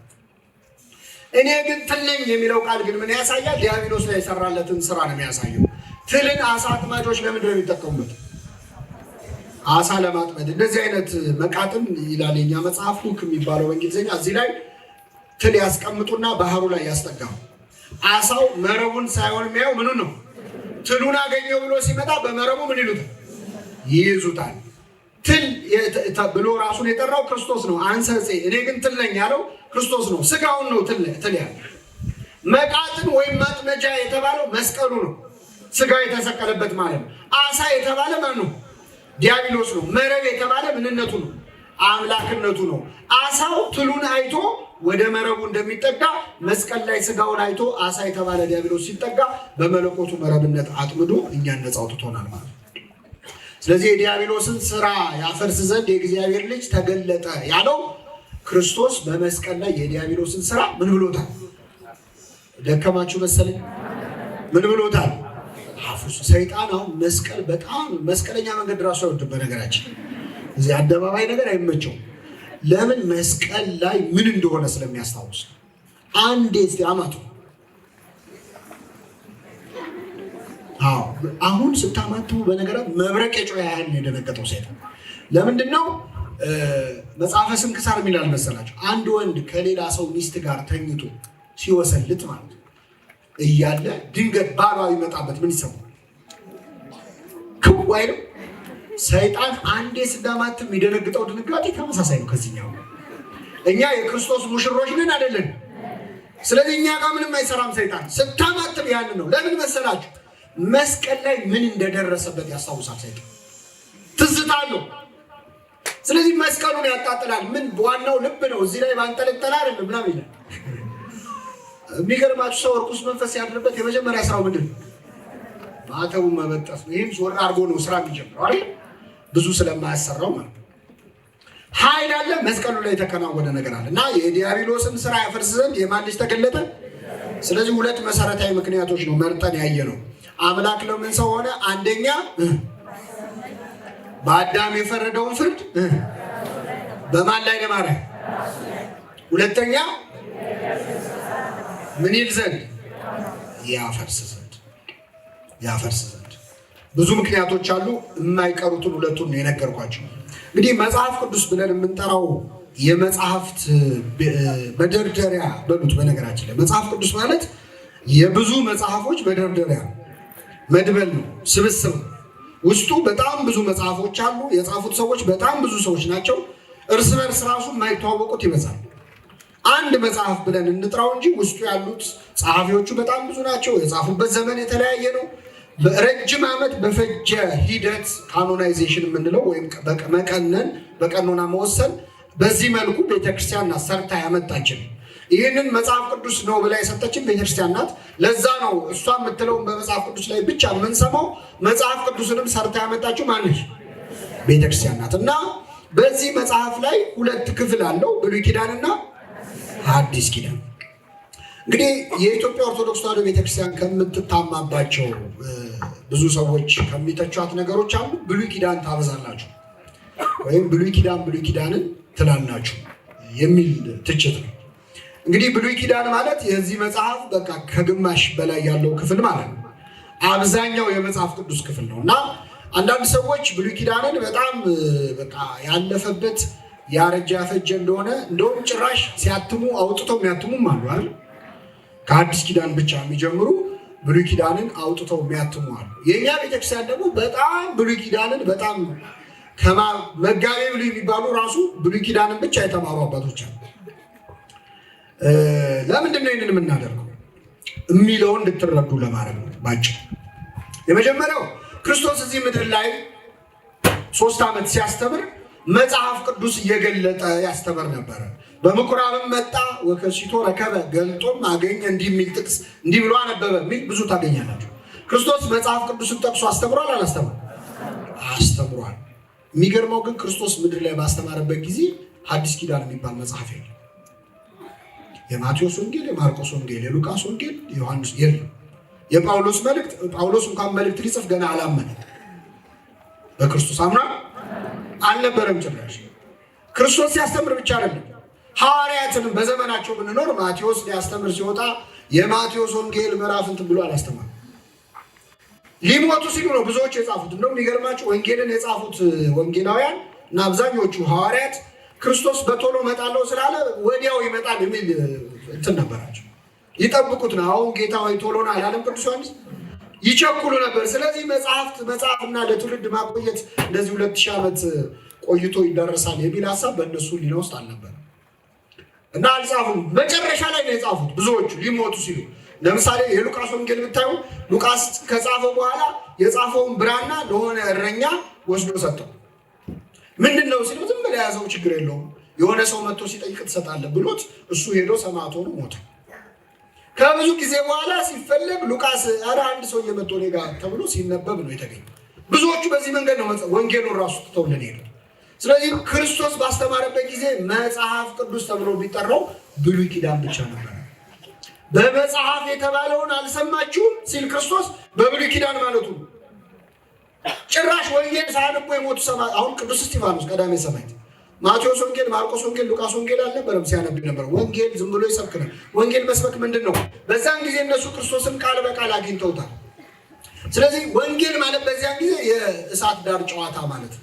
ክርስቶስ እኮ እንዲህ ብሎ ባለፈው እንዲህ ብሎን ነበረ። ቁጭ ብለው ለልጆቻቸው የሚያወሩት ጨዋታ ነበር። እየሰማችሁ እንዲህ ነበር ያለፈው። ስለዚህ ብሉይ ኪዳን ስንል አሁን እንደምናስበው አይደለም። ክርስቶስ በነበረበት ጊዜ ነው መጽሐፍ ቅዱስ ተብሎ የሚነበበው እሱ ነው። አንደኛ። ሁለተኛ ሕግና ነቢያትን ልሽራቸው አልመጣሁም ልፈጽማቸው ነው እንጂ አለ። ምን ልላቸው ማለት ስለ እኔ የተነገሩትን ልፈጽም የመጣሁት። የኤማውስ መንገደኞች ታሪክ ተጽፏል እዚህ ሉቃስ ወንጌል ምዕራፍ 24 ላይ። ክርስቶስ ከሞት በተነሳበት ምሽት መጀመሪያ ሴቶች ነው ያዩት ትንሣኤውን። ሴቶች ሄደው ለሐዋርያት ነገሯቸው፣ አላመኗቸው። ምክንያቱም ሴቶች እያወሩ ነው ብለው ይንቁ ነበር። ሴት ይቅርታ እህቶቻችን፣ በብሉይ ኪዳን ሴቶች ይናቁ ነበር። ክርስቶስ ግን ትንሣኤውን ያሳየው ለማን ነው? ለሴቶች ነው። ወሬው ቶሎ እንዲዳረስ ነው ይባላል። ትስማማላችሁ? አይደለም። እሺ አይደለም። አንዳንድ ሰዎች ናቸው እንደዚህ የሚሉት። ክርስቶስ ለሴቶች ለምንድን ነው ያሳየው ትንሣኤውን? ዓርብ ዕለት ሲሰቃይ አብረውት ሲያለቅሱ የነበሩት እነማን ናቸው? ሐዋርያት እግሬ አውጪኝ ብለው ሄደዋል። ስለዚህ በመከራው ጊዜ የተሳተፈችውን ሴት በደስታው ቀን የትንሣኤው ተካፋይ ያደረጋት። ሁለተኛ ሴት ልጅ ለምስክር እንኳን አበቃም ነበር፣ የትንሣኤው ምስክር አደረጋት ክርስቶስ። እና እነዚህ ሴቶች ሲናገሩ አላመኗቸው። በተለይ ሁለት ሰዎች ሉቃስና ቀለዮጳ የሚባሉ መንገድ ሄዱ። በቃ ከኢየሩሳሌም ወጥተው 12 ኪሎ ሜትር መንገድ ጉዞ ጀመሩ። ኤማውስ ወደምትባል መንደር ሲሄዱ ክርስቶስ አብሯቸው መጣ። አብሯቸው እየሄደ ያናግራቸዋል፣ ግን አላዩትም። አይናቸው ተይዞ ነበር፣ አላወቁት። እና ምን አላቸው? በመንገድ ስትሄዱ እየጦለጋችሁ ደክሟቸዋል፣ ፍዝዝ ብለዋል። እየጦለጋችሁ የምታወሩት ምንድን ነው አለ። አልሰማህም እንዴ? ስለ ናዝሬቱ ኢየሱስ እኮ ነው የምናወራው። በኢየሩሳሌም እንግዳ ነህ። እኛማ ይቤዠናል ብለን ተስፋ አድርገን ነበር፣ ግን ሰቀሉት፣ ገደሉት። አሁን ከሞተ ስንተኛ ቀኑ ነው? 3ኛ ቀኑ። ተነስቷል የሚሉ የሴቶች ወሬ ሰምተናል የሚሉ አይተናል፣ ግን ብለው ነገሩት። አሁን ክርስቶስ መንገድ ላይ አብሮን ቢመጣ ምን ስናወራ የሚሰሙ? ስለ ትንሣኤው ነው? እንደው እንዴት እንደተሰቀለ ነው? ቢያንስ ነው ሰዎች ስለ ጌታ እያወሩ አይደለም? ይሰማል አይሰማም? ግን መንገድ ላይ ስንሄድ አለ እኮ የእኛንም ወሬ ይሰማል። በእያንዳንዱ ገበታ ላይ ይገኛል እኮ አይበላም እንጂ ጥሩ የምናወራ መጥፎ ክርስቲያን አሁን ከዚህ ስንሄድ ብሎ እያወራ ነው። ከኢየሩሳሌም ወጥቶ ተስፋ ቆርጦ ኢየሩሳሌም ቤተክርስቲያን ነች ለኛ ስለ ቃሉ እያወሩ ነው። ቢያንስ ወሬያቸው ጥሩ እና ክርስቶስ ከሙሴና ከነቢያት ጀምሮ ስለሱ የተናገረውን ይተረጉምላቸው ነበር። በሙሴና በነቢያት የተነገረው እና መጨረሻ ላይ በቃ ተመስጠው አብረውት ከዛ አብረህን እደር አሉት። ምን አሁን ከዚህ በኋላ ና አብረህን እደር፣ በዚህ በጨለማ ጥለን አትሂዳሉ። አብረህን እደር ያሰኛል ክርስቶስ አይሰኝ። ቁጭ ብለሱ ስሰማ ማደር አስቡት። እና አብረውት አደሩ። ምግብ ቀረበ፣ ባረከ፣ ቆርሶ ሰጣቸው። አይናቸው ተከፈተ፣ አወቁት። ሲያውቁት ተሰወረ። ይህን ጊዜ ምን አሉ መሰለ? በመንገድ ሲናገር መጽሐፍትን ሲተረጉምልን ልባችን ይቃጠላል ነበር። መጽሐፍትን ምን ሲልልን ልባችን ይቃጠል ነበር። ስለ ሙሴ ስለ ነቢያት ነው የነገራቸው። ምንድን ነው ነው? በአጭሩ ብሉይ ኪዳን በሙሉ የሚያወራው ስለ ክርስቶስ ነው። ብሉይ ኪዳን በሙሉ የሚናገረው ስለ ክርስቶስ ነው። ብሉይ ኪዳን ጥላ ነው፣ ክርስቶስ አካል ነው። አዲስ ኪዳን አካሉ ነው። ብሉይ ኪዳን ምኑ ነች? ስለዚህ በብሉይ ኪዳን የተፈጸመ ነገር ሁሉ የሚናገረው ስለ ክርስቶስ ነው። ገና ቅድም አዳምና ሔዋን ከገነት ሲወጡ አላለ? ዕፀ በለስ በሉ ምናምን አላለ? እዛ ውስጥ ራሱ ክርስቶስን ማግኘት እንችላለን። ከዛም በፊት አለ፣ ግን እኔ ከዛ በኋላ እንኳን ልንገራችሁ ብዙ ስለሆነ አንድ ሁለቱን። ለምሳሌ አዳምና ሔዋን ዕፀ በለስን ከመብላታቸው በፊት አዳም ሚስቱን ሔዋንን መጀመሪያ ተኛ፣ እንቅልፍ ወሰደው። በገነት መሃል ረዳቱ የምትሆነውን ሴት ሊሰጠው ፈለገ። ከጎኑ አንዲት አጥንትን ወሰደ፣ ሔዋንን ሰራት፣ አመጣት ይላል። ከኔ ጋር ናቸው? ከጎኑ አንዲት አጥንትን ወስዶ አመጣት፣ ሰራት፣ ሴት አድርጎ ሰራ፣ አበጃጃት ነው። ፈጠራት አይልም፣ አበጃጃት ነው። ሰራት፣ አመጣት። ይቺ አጥንት ከአጥንቴ ናት፣ ይቺ ስጋ ከስጋዬ ነች፣ ከወንድ ተገኝታለችና ሴት ትባላለች። አዳም ራሱ ክርስቶስ ነው። በነገራችን አዳም ተኝቶ እያለ ከጎኑ አንዲት አጥንት ተወስዳ የሁላችን እናት ሔዋን ተገኘች። ሁለተኛው አዳም ክርስቶስ የተኛው መስቀል ላይ ነው። ከጎኑ ምንም የተፈጠረ ነገር የለም። ምን ተፈጠረ? ደምና በሱ የሁላችን እናት ቤተክርስቲያን ተገኘች። በውሃው ተጠመቅን፣ ደሙን ጠጣን፣ ክርስቲያን ሆንን፣ ልጆች ሆንን ማለት ነው። ገና ከመጀመሪያው እንዴት እሱ ወድቆ እኛ እንዴት እንደሚያነሳን አሳይቶናል። አዳም ተኝቶ ነው ሔዋን የተገኘችው። ክርስቶስ ሞቶ ነው ቤተክርስቲያን የተገኘችው። ከዛ ደግሞ ከገነት ሲወጡ እርግማኑ ላይ ራሱ ተናግሯል። በአንተና በሴቲቱ በዘርህና መካከል ጠላትነትን አድርጋለሁ። እሱ ራስን ይቀጠቅጣል፣ አንተ ሰኮናውን ትቀጠቅጣለህ የተባለው ሴቲቱ የተባለችው ሔዋን አይደለችም፣ እመቤታችን ነች መጨረሻው። ለዚህ ነው ሴቲቱ እሷ መሆኗን ለማሳወቅ ነው ክርስቶስ አንቺ ሴት ብሎ የጠራት እመቤታችን። ማን አለ? እያገናኘው እኮ ነው። ያቺ የተነገረላት እሷ ነች ነው እያለ ዮሐንስ ራእይ ላይ ደግሞ ምዕራፍ 12 ይደግመዋል ቅዱስ ዮሐንስ። ሴት የተባለችው እመቤታችን እና አንቺ ሴት በዘርሽና በዘርህና በዘሯ የተባለው ዘሯ ክርስቶስ ነው። ዘሩ የተባለው አጋንንት ናቸው። ጠላትነትን አደርጋለሁ። እሱ ራስን ይቀጠቅጣል። በመስቀሉ ራሱን ቀጥቅጦ ከመንገድ ያስወገደው ክርስቶስ ነው። ገብቷችኋል? እንዴት እንደሚያድነን የተነገረው። ከገነት ሲወጡ ደግሞ ልብስ አለበሳቸው እግዚአብሔር። መጀመሪያ እነሱ ቅጠል አገለደሙ፣ እግዚአብሔር ሌላ ልብስ ሰጣቸው። ምንድን ነው ያለበሳቸው? አቤት! የመጀመሪያውን የሌዘር ልብስ የለበሱት እነማን ናቸው? ሌዘር ነው አይደለም? ፕሮሰስ ተደርጎ ነው እኮ አሁን እንጂ ያው ነው። እና ሌዘር ነው የለበሱት። ቆዳ ያለበሰ እግዚአብሔር ካልጠፋ ልብስ ለምንድን ነው የቆዳ ልብስ ያለበሰው? ሌላ ነገር ነው መናገር የፈለገው። የቆዳ ልብስ ለመገኘት የሚገኘው ከምንድን ነው? ከዛፍ ነው አይደል? ከምንድን ነው? ምን መሆን አለበት? እንስሳው የቆዳው ልብስ እንዲሆን ይታረዳል አይደል? ደሙ ምን ይላል? ከዛ ቆዳው ከዛ ይለበሳል። ምን ይደረጋል? ቆዳ ፋብሪካ የሚሰሩ ሰዎች ካሉ ይርዱ። ፕሮሰስ አለ የለውም? መጀመሪያ እንዲደርቅ ምን ይደረጋል? ይወጠራል። ይለፋል። ባጭሩ በጣም ለፍቶ መከራ አይቶ ነው እኛ ልብስ የሚሆን። እግዚአብሔር ከገነት ሲወጡ የቆዳ ልብስ ያለበሰው ምን መሰላቸው? እንስሳ እንደሚታረድ ደሙ እንደሚፈስ ደሜን አፍስሼ፣ ቆዳ እንደሚለፋ እንደ ቆዳ ለፍቼ መከራ ተቀብዬ፣ ቆዳ እንደሚወጠር በመስቀል ላይ እንደ ቆዳ ምን ብዬ ተወጥሬ ተሰቅዬ አሁን ያጣችሁትን ክብራችሁን ጸጋችሁን ምን እልላችኋል? መልስላችኋል። ገና ከመጀመሪያው እግዚአብሔር እንዴት እንደሚያድን በእያንዳንዱ ታሪክ ውስጥ ኖህ ሰከረ ይላል። ኖህ ደግሞ የጥፋቷ ሆነ፣ ምድር በጥፋቷ ጠፋች። 8 ሆነው ዳኑ። እንደ ዳነ ወይን ተከለ፣ ከዛ ጠጣ፣ ወዲያው ሰከረ፣ እርቃኑን ወደቀ።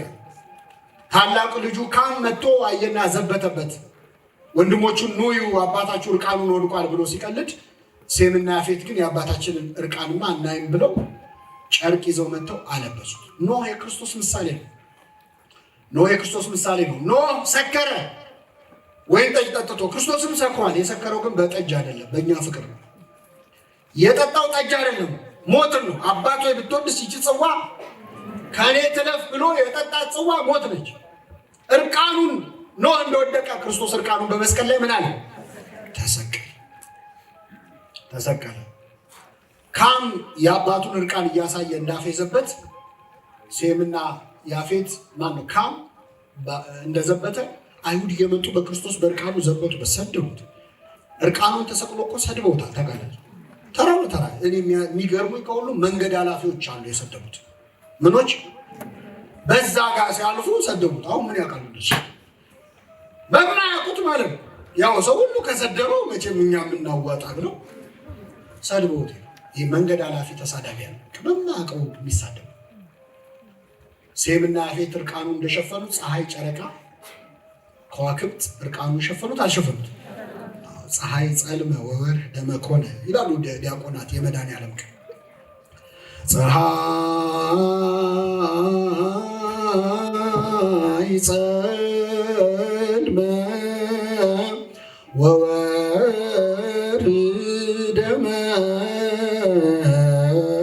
ኮነ ወከዋክብት ወድቁ ፍጡነ ከመ ይርአዩ እርቃኖ ለዘአልበሶሙ ብርሃነ። ብርሃን ያለበሳቸውን አምላክ እርቃኑን እንዳያዩ። ፀሐይን ብርሃን ያለበሳት ማን ነው? ስለዚህ ብርሃን አለብሷቸዋልና እርቃኑን ሆኖ ሲያዩ ጨለሙ።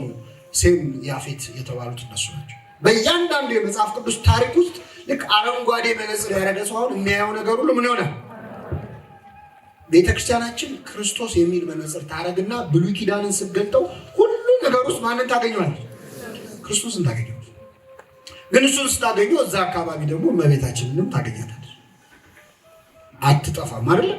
እዛው አካባቢ ዞር ስትል እሱ ክርስቶስ ይሄ ከሆነ ካጠገቡ እመቤታችን አትጠፋ። አዳም መሬት ላይ ተኝቶ አዳም ክርስቶስን መስሎ ታየን አይደል? አዳም የተገኘባት መሬት ማን ትሆናለች? እመቤታችን። አዳም ተቆፍሮ ነው የተገኘው፣ እመቤታችንን በድንግልና ነው የወለደችው። ስለዚህ መሬቷን እመቤታችን ታረገ እዛው ትተረጉሟለች። እና ሁሉም የመጽሐፍ ቅዱስ ታሪክ የብሉይ ኪዳን ታሪክ በሙሉ የክርስቶስ ታሪክ ነው።